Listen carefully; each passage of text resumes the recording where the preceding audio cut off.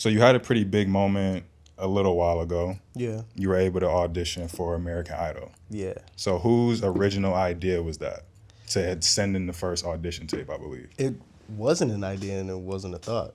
They hit me up to audition. Oh, word. Okay. Yeah, a producer hit me up on TikTok. Hey, I seen your videos. I'm a producer from American Idol. I want you to audition. Got connected with her on Instagram, and it just went from there. Did you think it was real? At first, no. But then her Instagram showed that she actually was a part. So I went with it, and we went on Zoom. I spoke with her, and I went through like 3 auditions. They said yes, the last one. I was on TV. So you had to do an audition. You had to do 3 audition tapes and send it in? No. Hey, hey, hey.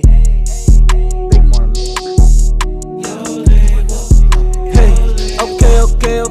Out to the pay, for the grass is always greener. I don't do no labels, I call it how I see it.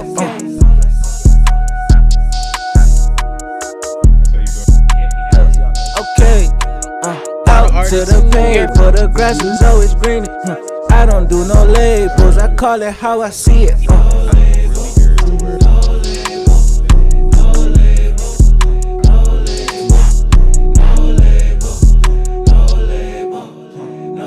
What does the future look like for your podcast? Yo, what's up, everybody? Welcome back to another episode of No Label, the podcast. Here with my boy Nell behind the camera. Yo. Special shout outs to everybody that's been subscribing on YouTube as normal, liking on Instagram, following, sharing, Facebook, TikTok, all that. Go over and head over to nolabelmedia.co. Go to the website, subscribe to the newsletter.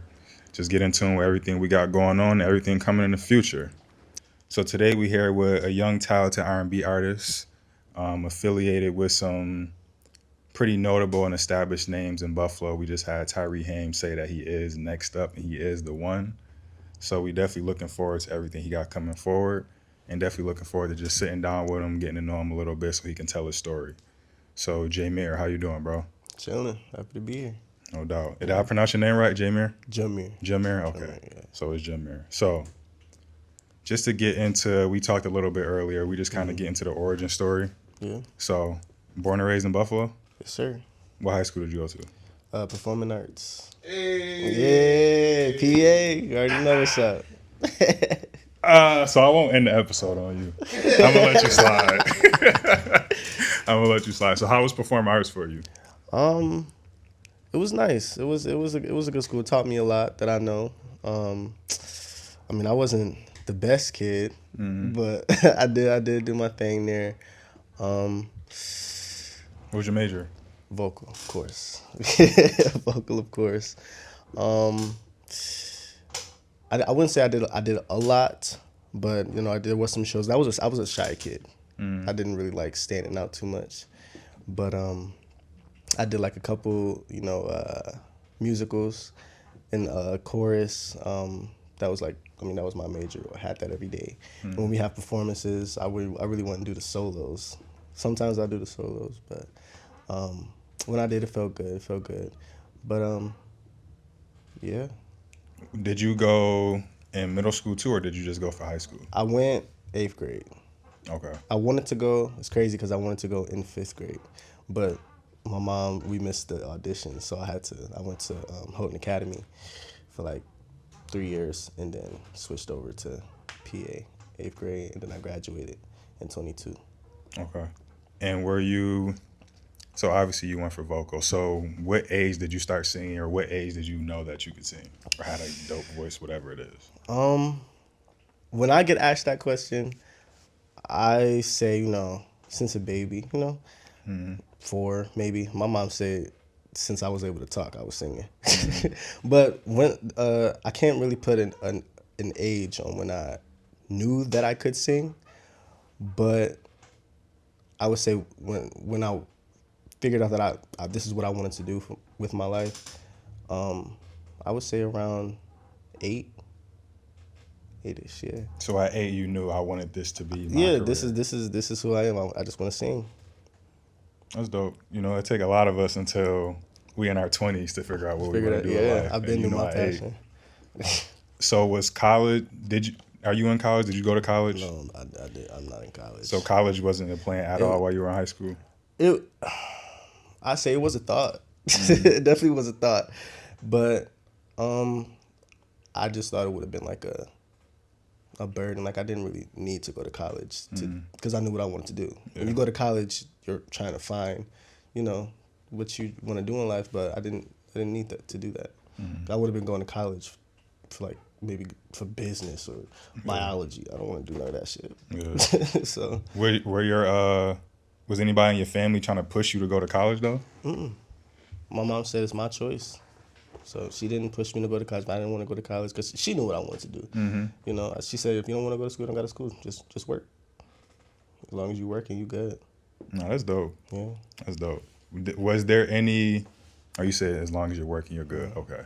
So did you have any plans, or did you try to start actually like making music while you were in high school? Were you recording any of that? I was writing. I wasn't recording. I didn't start recording until after I graduated. But I knew that I liked to write music, so I was just writing music and singing. That was basically it. I really wasn't trying to push music out there because I was still like in my little bubble. I was scared. But yeah, around that time, I was just, trying to. You were scared of what cultivate. other people would think of your music?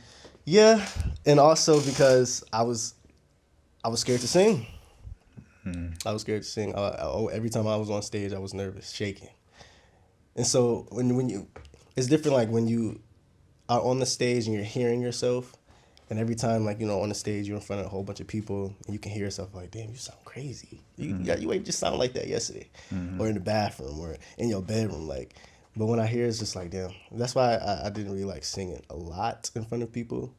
I felt more comfortable being in like the big group of people, like the choir. You know what I'm saying? But now I'm getting a little bit more comfortable. I still get nervous on the stage. Just to the show this past Friday, nervous as hell. Nervous as hell. But I mean, that might be how you are just throughout your career. Yeah. Because it's athletes who are damn near Hall of Famers who say like they still get butterflies before every game. Yeah, I hear that a lot. But I mean, it's slowly starting to get better, but it's a fight. It's a battle. So what was in your household growing up? What were you listening to? What was your family listening to? A lot of old school music. A lot of old school music. I never really got into like I do like rap music.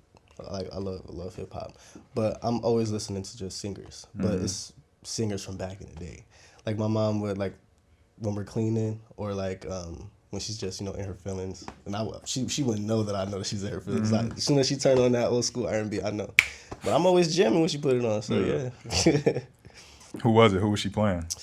Aaliyah, Joe. Not Brandy. I love Brandy, but she ain't never played me. She don't like Brandy, but I don't know why. Nah, I love Brandy too. Love that girl. But yeah, Ashanti, people like that. No Mary J? Oh yeah, Mary J. That's what I thought you was gonna say first. Hell yeah, Mary J. Yeah. Hell yeah.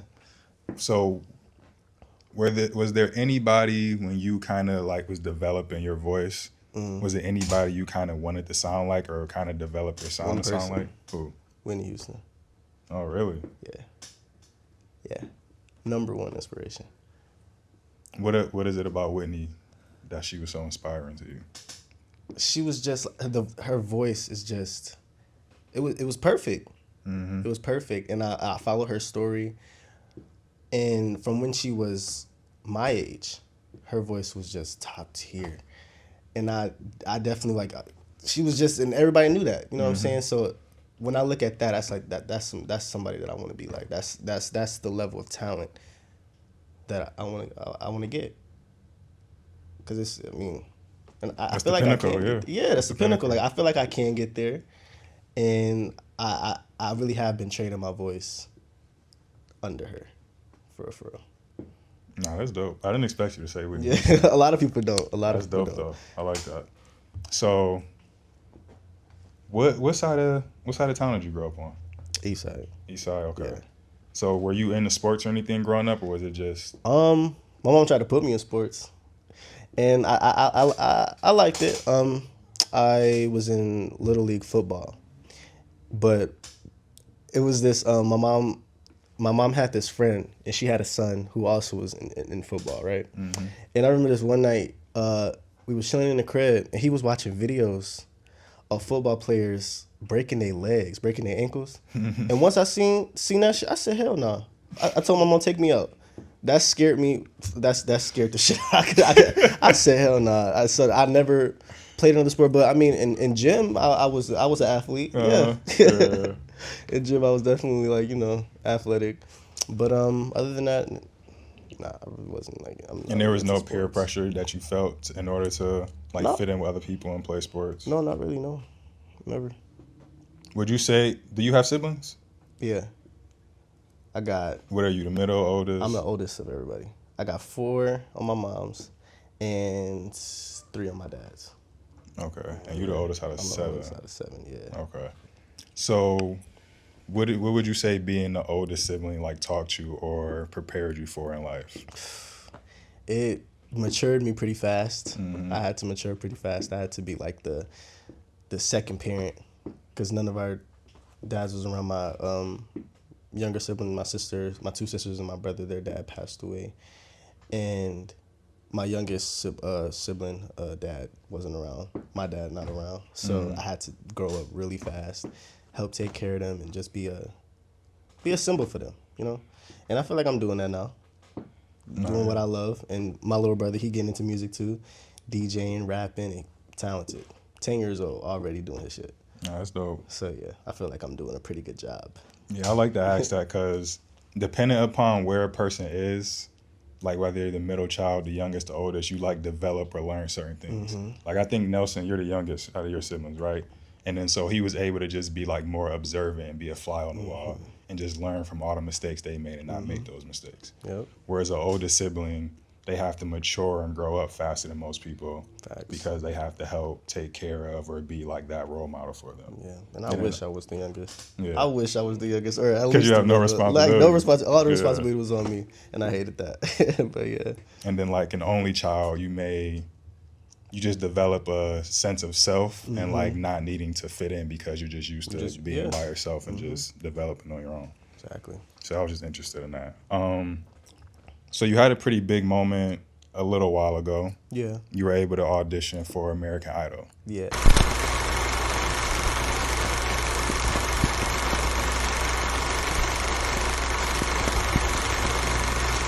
So whose original idea was that? To send in the first audition tape, I believe. It wasn't an idea and it wasn't a thought. They hit me up to audition. Oh, word. Okay. Yeah, a producer hit me up on TikTok. Hey, I seen your videos. I'm a producer from American Idol. I want you to audition. Got connected with her on Instagram, and it just went from there. Did you think it was real? At first, no. But then her Instagram showed that she actually was a part. So I went with it, and we went on Zoom. I spoke with her, and I went through 3 auditions. They said yes, the last one. I was on TV. So you had to do an audition. You had to do 3 audition tapes and send it in? No, it was live Zoom auditions. Okay. So the first one was with her and some other executives. The second was just her, which is kind of weird because I thought it would just been her first.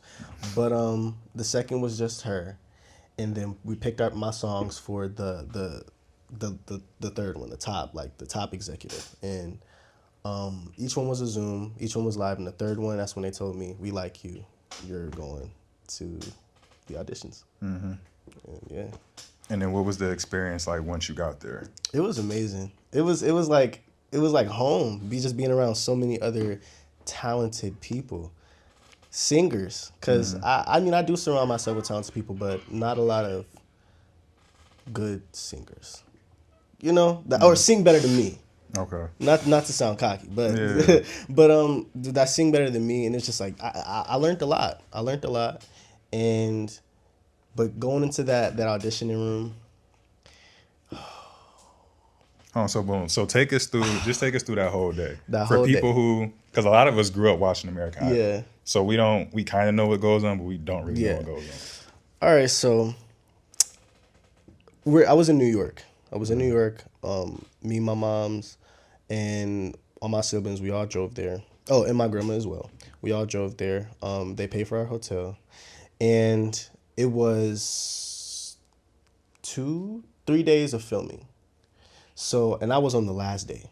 So we had to be there for each day. So the first day, people were going to audition and they were doing a lot of B-roll. And like what was it? I think it was something Square, the Square place. No, not Times Square, but it was a place called Square. I can't Madison Square Garden. Yes, that. We were there. Madison Square Garden. A place called Square. Only the most famous arena I just ever. heard Square like. But yeah, so we're there. I was the first day. There was a lot of B-roll.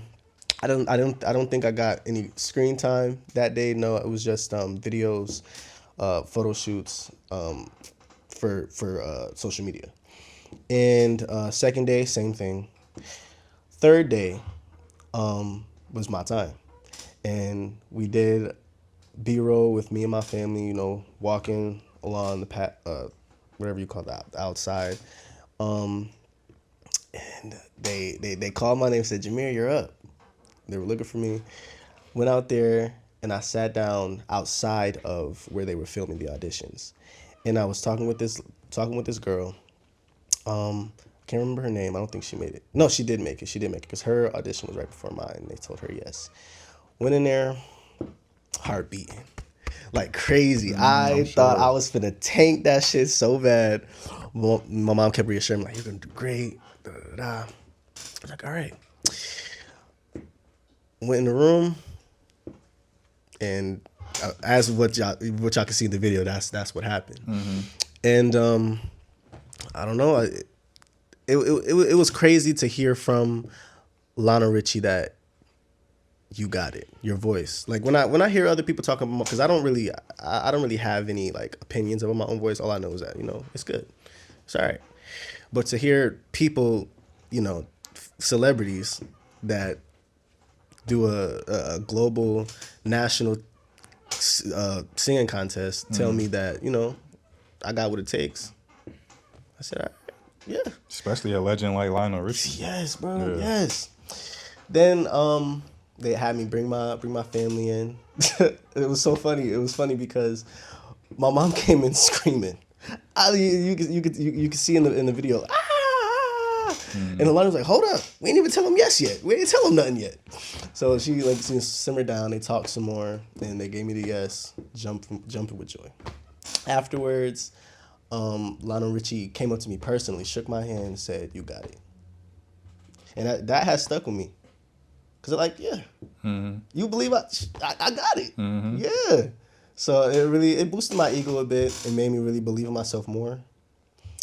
And I've been pushing ever since. Just trying to get my voice better. I haven't dropped any music. I dropped one song, but I'm just really just trying to cultivate my craft right now.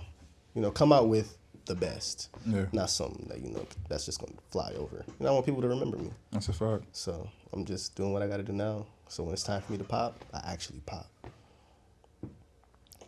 You got it, like you said. So I'm backtracking a little bit.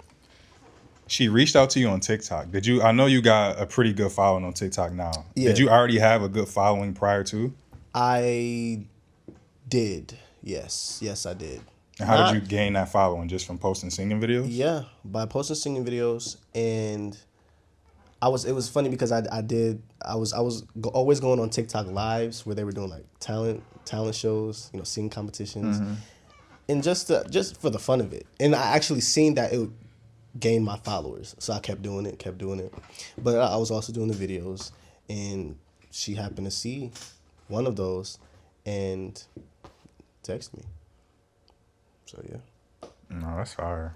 Yeah. American Idol. I honestly didn't even know that American Idol was still a thing. Really? I promise you. I didn't think it was, because I never really like watched it.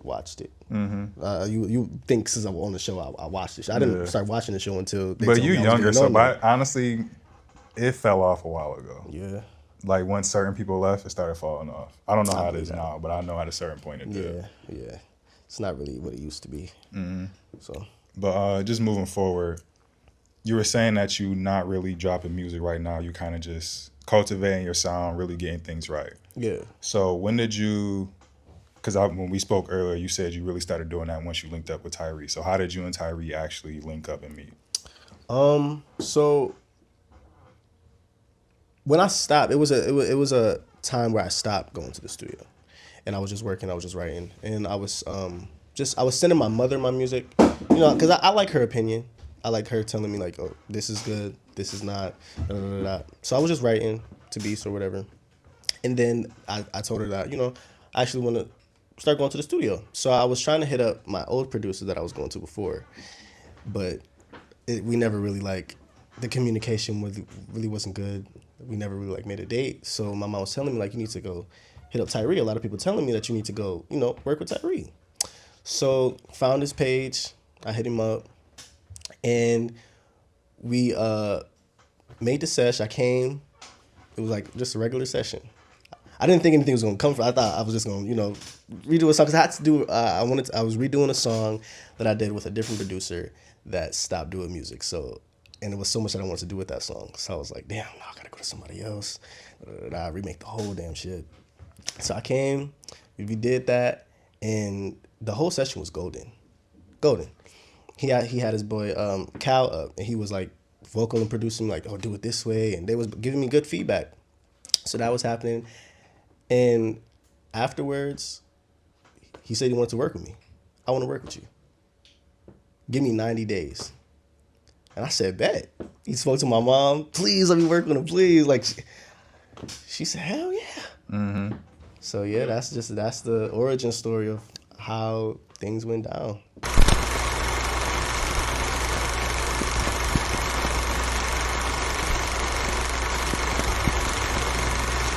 So what would you say you've learned? How long have y'all been working together exactly? I know you say he said give me 90 days. I think we've been working a month and 2 weeks. Okay. More than 2 weeks. So what would you say you've learned so far? I'll say I've learned I do really got it. Mm-hmm. He helped me open up parts of my voice that I don't really use. Pause. Hey yo. Hold the mic a little bit closer. Yeah. I've gotten good feedback on my writing. I've learned basically just how to be an artist. You know what I'm saying? This is what it's about. Coming to the studio a habit. Cause I come straight off work. I'm coming here in my work clothes. Mm-hmm. Straight off work. You want me to come to the studio, I'm there just making hits. But yeah, basically that. So when you picture your career, right? We were talking about manifestation earlier with Tyree. Mm-hmm. When you picture your career, when it's all said and done, what do you want it to be? What are some of the accolades or career goals you want to accomplish? What do you want people to say about who you were as an artist, as a person? I want people to say that boy can sing. That boy can sing. I see myself just on top of it all. Maybe not top of it all, but I definitely want to be a big name in the writing game, big name in the music, vocal game. Mm-hmm. The whole night, selling out stadiums, plaques, platinum records. I really see myself doing all of it. I feel like I can do that, for sure.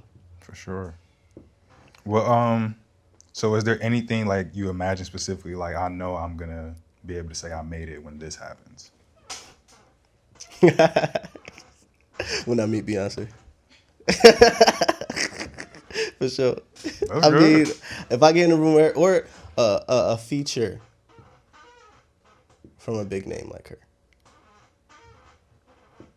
So it's gonna take for you to get a Beyonce feature to say you made it. Yeah.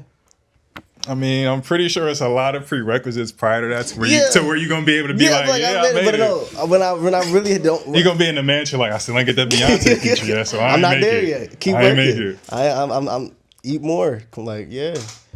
Once I get that, I really feel like I can lay back and be like, yeah, I'm done. Nah, I fuck with I don't that. gotta prove nothing else. I fuck with that. So boom, we got a top 5 segment on the show, right? What are your top 5 R&B albums of all time? Favorite? Favorite? Yeah, favorite. Not what you think are the best, just your favorite. My favorite. I'd say Whitney Houston's Bodyguard. Brandy's Full Moon album. Of course, like that's It's a fact. crazy.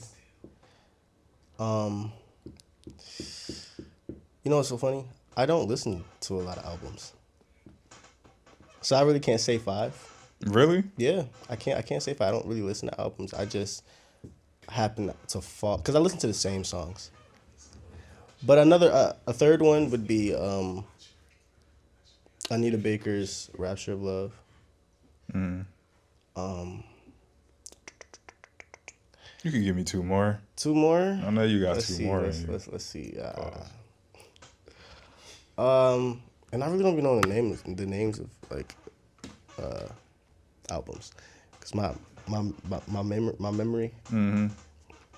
Shitty as hell. Already? Already. It's always been like this my whole life. Like I have terrible memory. Yeah, I hate to see how it's gonna be when I get older. But Start taking some fish oil. that work. Shit, whatever helps. Fact. My memory ain't the best, but you know it's gotten better. That one album with Mary J's Share My Love. Share my love. Is that? It's not What's the 411, is it?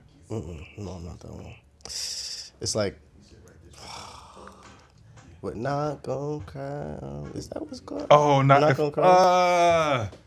No, that's not What's the 411. It's the blue cover, I think. I'm pretty sure it's the blue cover. I can't remember the name of that. But yeah, those albums. Okay, I like those. I like those. Yeah. So I want to get your perspective on just the social media age and social media era, right? Because you are from a younger generation. How have you been able to balance, like, does social media affect your approach to music at all? Like, once you get into, go ahead. I would say, yeah, it did affect big time because I was never on social media like how I am now. And this just happened right before American Idol. I would say like a couple months before then. So 2024, 2 years ago. That's when I just started getting into social media. My first like time posting, I went viral. Which was like, oh shit. So social media really do work. Like, cause I never posted myself singing before. I mean, my mom did when I was younger. She was like, oh, sing this song, post it on Facebook, you know, get the local love. But I went out to New York for the first time, and I sung at Whitney Houston's grave, because I went out there with my godmom, my best friend, and her dad, and she was like, "Oh, I want you to come see, because Whitney Houston, the love of my life." She was like, come see her grave or whatever. And I went there, sung her a song, and I wasn't even thinking about posting that. And I showed my mom the video, and she was like, "Post that shit. You need to post that right now." And she posted before I could get to it. She was like, "Oh my God." It started getting views like that same night. And so I was like, I might as well post it. And both of our videos went up, millions of views. I was like, oh. So that's when I really started like posting more. And then it led up to American Idol hitting me up. So yeah, definitely social media work wonders for sure. Like, make sure you stay on that and post. I mean, I don't do a lot of posting now, but definitely when music is coming out, you're gonna see me every day. That is like the forefront. And somebody, Troy Taylor, I spoke with him, and he said, social media is your resume for the music industry. That's the first thing people look at. When they're interested in you, they're gonna go to your Instagram, TikTok, Facebook. They look at your social media, see what you've been doing, and see how they can benefit from you. So yeah. So it sounds like you use social media as more just like a business tool. Yeah. So Basically. you were never really, so you weren't using social media really at all in high school either? No. Well, I mean, I was using it. I just wasn't posting a lot. Okay. Like, I mean, I was on it. I was there. But you really didn't see a lot of me. So do you see any difference in maybe your friends or your peers who are active, super active, always on social media from pretty much when y'all were able to get on it versus yourself? Yeah, definitely. They stayed, posting pictures all the time because I never was a picture person. Pictures, stats, just being themselves on social do you media. see like any difference in maybe just your perspectives on like the real world of life Yeah, or your attention spans? yeah.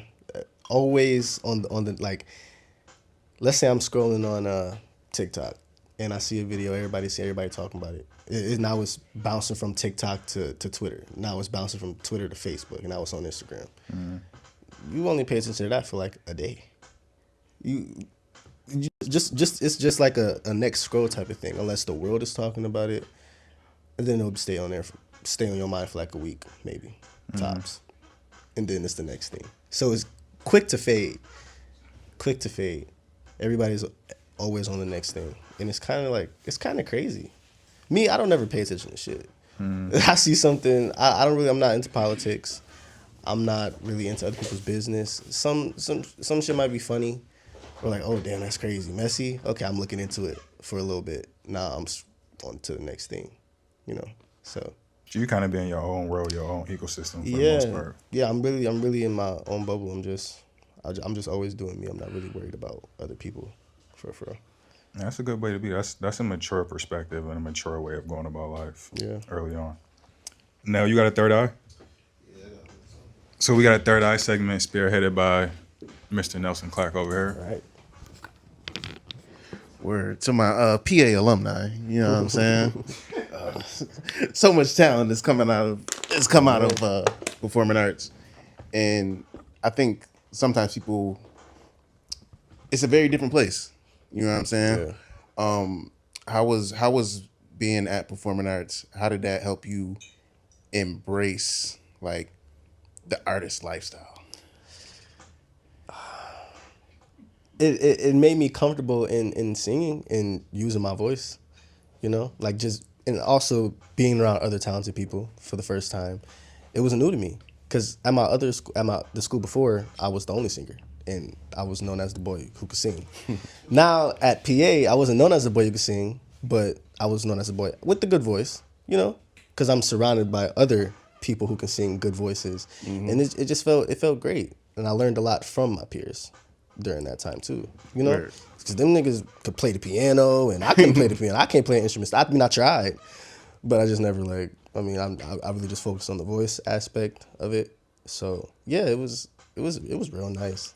Yeah, and I think my experience at PA was like people were free. Like you don't see the bullying, the kind of different types of things, and it allowed me to kind of like free my mind and really express yourself. And the type like the third eye segment is more so just like kind of like an inner look into just life and art and all those things. Are you familiar with like the concept of the third eye? The concept, yeah, a little bit. Yeah. So they say it's like your spiritual eye. Yeah. So what's one you could give me a couple things that allow you to focus, like let's say focus your third eye, you blocking out the distractions and all that stuff from the world? I feel like just already knowing or having faith and just knowing that I'm gonna be somebody someday. Just keeping that in my head, like I'm gonna do that. Like when I see somebody that I look up to on a big stage or somebody in the music industry that's on a huge stage, I always watch that video or always look at it and be like, oh yeah, that's gonna be me one day, for sure. I don't never doubt. I don't have a doubt in my mind I'm not gonna make it. So yeah. As you should. That's how you should be, man. Is there anything people can look forward to 2026 from you? Yeah, hits. Look out for them hits. Even if y'all don't, I mean, y'all don't fuck with them. Somebody is. So somebody gonna like it, and that's who I'm trying to reach. So definitely look out for that. I'm actually dropping a song in the next couple weeks. So yeah, just watch out for me. That's all I can say. And where can everybody find you at? What's your ads on all the socials? Instagram, now starring Miro. That's my stage name, Miro. But I just tell everybody to call me Jameer. Just say Jameer. Because people like, Myro. The one lady, Mario. Where you get that from? Where'd you get Mario from? But yeah, now starring Miro. I think that's what it is for TikTok as well. Or if it's not that for TikTok, it's just Jameer. JAMIER. Same for Facebook. And yeah, that's where you can find me. Say less. Well, we appreciate you for pulling up, bro. Appreciate you for having me, man. We appreciate being able to usher you into the media game and being your first actual sit down. Little sit down. I feel like I did all right. You did good. You was nervous. You thought you couldn't talk. I'm like, he's a natural within 5 minutes, right? Yo, I hate talking. I always say, like, if I can do a show without talking, just get up there and just sing and then leave, golden.